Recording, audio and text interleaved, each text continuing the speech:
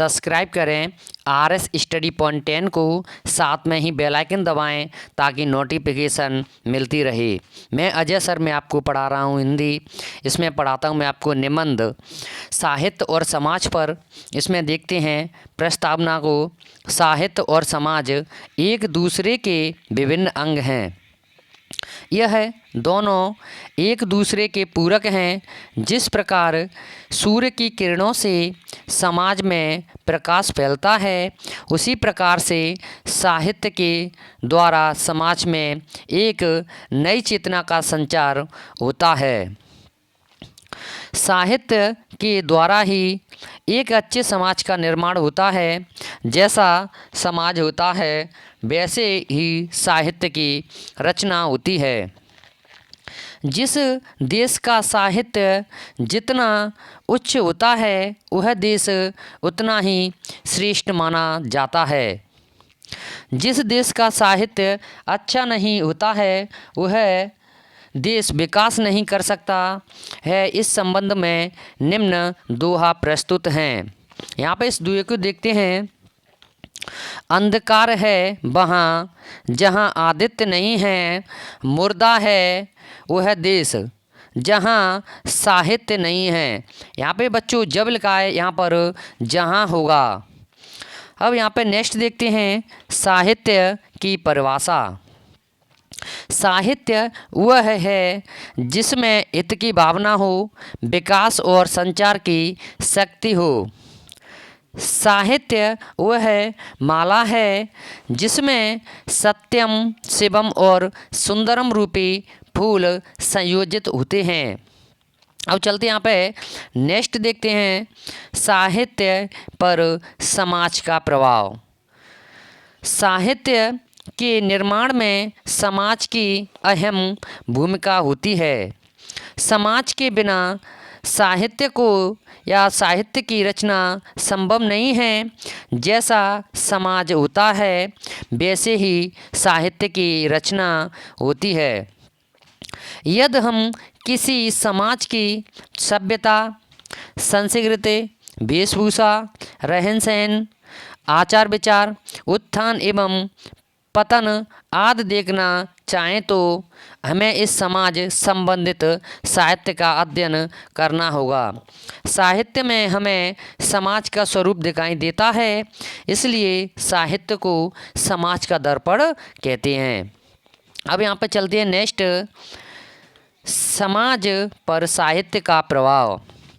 समाज पर साहित्य का गहरा प्रभाव पड़ता है। समाज में अज्ञानता रूपी अंधकार को दूर करने के लिए हमें ज्ञान रूपी प्रकाश की आवश्यकता होती है और सभी प्रकार का ज्ञान हमें साहित्य से प्राप्त होता है। साहित्य समाज को अंधविश्वासों, रूढ़ियों, आडंबरों एवं बुराइयों से अवगत कराता है। हमारे देश में कई कवियों ने जैसे तुलसीदास, सूरदास, कबीरदास, रहीमदास आदि ने अपनी कविताओं के माध्यम से समाज में एक नई चेतना जागृत की है और समाज को परोपकार का ज्ञान दिया।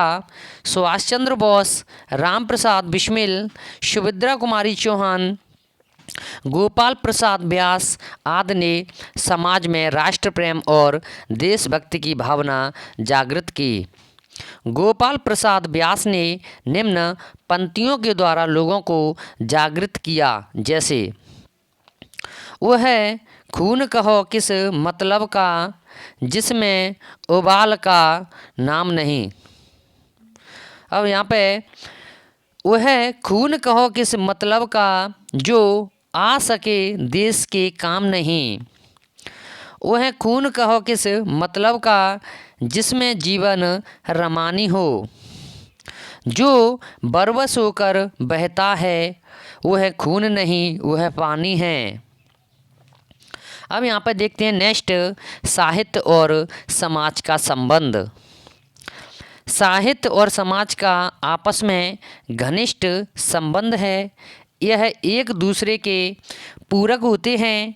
साहित्य के बिना हम एक अच्छे समाज का निर्माण नहीं कर सकते हैं तथा समाज में रहने वाले लोगों के द्वारा ही साहित्य की रचना होती है। साहित्य हमारे समाज में नई चेतना जागृत करता है और समाज में पाई जाने वाली बुराइयों को समाप्त कर देता है। जिस देश का साहित्य जितना अधिक विकसित होता है वह देश उतना ही अधिक विकास करता है। अतः हम कह सकते हैं कि एक दूसरे के ये अभिन्न अंग हैं। यहाँ पे नेक्स्ट देखते हैं उपसंहार।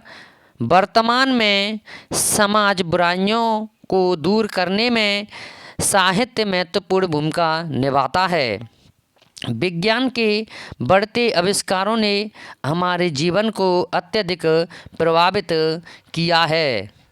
यह आविष्कार साहित्य की ही देन है। आज हमें एक रोजगार परक साहित्य की आवश्यकता है जिससे हम अपने देश की बिगड़ती हुई दशा में सुधार कर सकें और चारों ओर आन बान शान की गंगा बहा दें। तो बच्चों, मैंने ये आपको बहुत ही सरल तरीक़ा से पढ़ाया है, इसलिए मेरी इस वीडियो को ज़्यादा से ज़्यादा लाइक शेयर और सब्सक्राइब अवश्य करें।